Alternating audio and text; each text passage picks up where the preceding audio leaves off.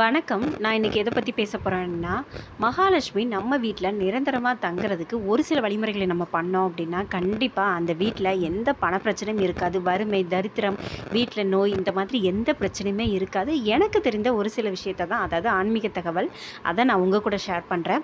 மகாலட்சுமி நம்ம வீட்லயே நிரந்தரமா இருக்கணும் அப்படின்னா, கண்டிப்பா 21 நாள் மகாலட்சுமிய நினைத்து கண்டிப்பா வழிபடணும். கண்டிப்பா அந்த 21 நாள் நீங்க மகாலட்சுமி பூஜை பண்றவங்க வீட்ல கண்டிப்பா வறுமை, பணக்கஷ்டம் அந்த மாதிரி எதுவுமே இருக்காது. அது மட்டும் இல்ல, அந்த வீட்டோட நிதி நிலைமை மாறி செல்வ செழிப்பு கண்டிப்பா உண்டாகுங்க.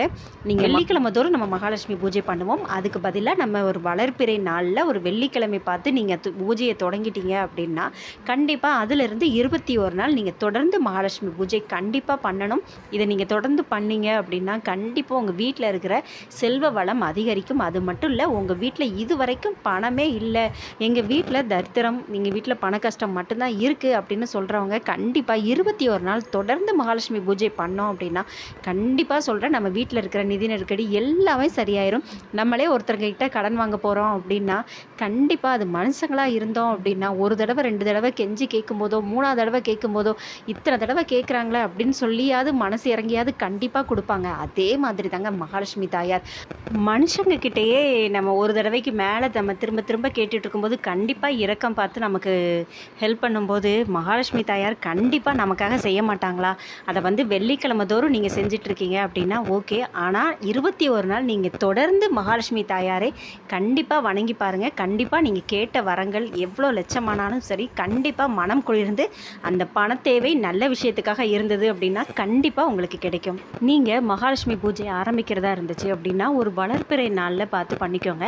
அதுவும் மெயினாக லேடிஸ் உங்கள் மாதவிடாய் காலம் அந்த நாள் முடிஞ்ச வெள்ளிக்கிழமையாக இருந்துச்சு அப்படின்னா, உங்களுக்கு தடை இல்லாமல் அந்த 21 நாள் கண்டிப்பாக நீங்கள் பூஜை பண்ணுறதுக்கு உங்களுக்கு நல்ல வாய்ப்பாக இருக்கும்.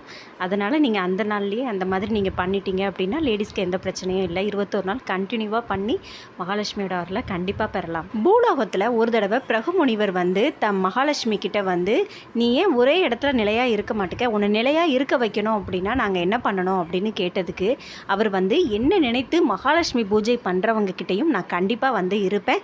எந்த வீட்டில் பசுஞ்சாணம் இருக்கிறதோ, கோமியம் இருக்கிறதோ அந்த வீட்டில் கண்டிப்பாக நான் இருப்பேன். எந்த வீட்டில் பெண்கள் சந்தோஷமாக இருக்கிறாங்களோ அந்த வீட்லேயும் நான் இருப்பேன். எந்த வீட்டில் பெண்கள் மதிக்கப்படுறாங்களோ அந்த வீட்லேயும் நான் கண்டிப்பாக இருக்கேன். எந்த வீட்டில் சண்டை சச்சரவுகள் இல்லையோ, எந்த வீட்டில் குழந்தைகள் சந்தோஷமாக இருக்காங்களோ அந்த வீட்லேயும் நான் இருப்பேன் அப்படிங்கிற மாதிரியும் சொல்லப்படுது. உங்கள் எல்லாருக்குமே தெரிஞ்சது தான் ஸ்ரீம் அப்படிங்கிறது மகாலட்சுமியோட பீஜ மந்திரம். இந்த மந்திரத்தை அடிக்கடி பெண்கள் உச்சரிச்சுக்கிட்டே இருக்கும்போது கண்டிப்பாக அந்த வீட்டோட தரித்திரம் எல்லாமே நீங்கி கண்டிப்பாக பண கஷ்டம் தீந்துரும் அப்படின்னு சொல்லப்படுது. ஸ்ரீம் அப்படிங்கிற வார்த்தைக்கு அவ்வளோ மகத்துவம் இருக்குங்க. இதை காலையில் நீங்கள் எந்திரிச்ச உடனே உங்கள் வீட்டு நிலைவாசல் கதவை திறக்கும்போது கண்டிப்பாக ஸ்ரீம் அப்படின்னு சொல்லிட்டு நீங்கள் திறந்தீங்க அப்படின்னா கண்டிப்பாக மகாலட்சுமி வருவாங்க.